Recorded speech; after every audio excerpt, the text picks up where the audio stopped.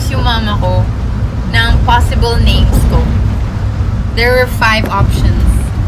Beatrix Queen. Yung pagka-spelling ng Queen, K-W-E-E-N. Oh, Queen. Yes, parang Queen Yasmin.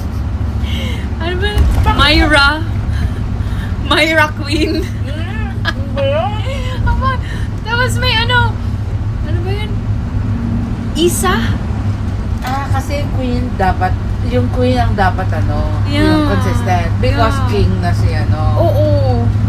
si bro. Tapos, yung pinaka-worst mo there, Menchilu Queen.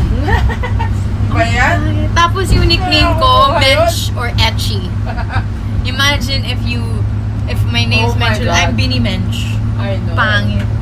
Ay, paano mo nakain ng nanay ko that time? Tinanong ko siya. She was like, because she likes the name Mench daw. Tapos kasi, Malu siya. So, dinagdagan niya ng Menchilu. Para daw, Menchi. Ay! Oh my God. Menchi what the yung F? nickname. Mench or Menchi. Or Etchi. Tapos yun, buti na lang napili yung Mariah Queen. Yung isang natatanging maayos na spelling ng Queen. Diyos ko. Corny ng iba. Ako na lang sa mama ko. Actually, I saw that when I was in high school. Meron siyang notebook. And then I was scrolling. I was going through her stuff. And then may nakita akong notebook like, oh, what is this? May mga lagay ng mga utang niya. Ganon. Yung sino may utang sa kanya. Tapos, sa last page yet or padudun na page, doon nakalagay yung names. I'm like, oh, Menchi. What the heck is Menchi? Ako ba? Pinost pa niya.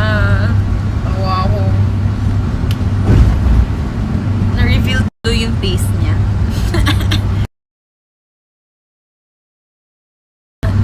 Okay pa yung Mariah Queen. Actually, I don't use my Mariah na name. Wala lang. I like Aya. I like my name. I like my nickname. Aya is my nickname. That's not my full name. It's Mariah Queen. Yeah. Oo nga eh. Imagine, Menchilu. Wala. Sino may sorry, baka may taong may pangalan na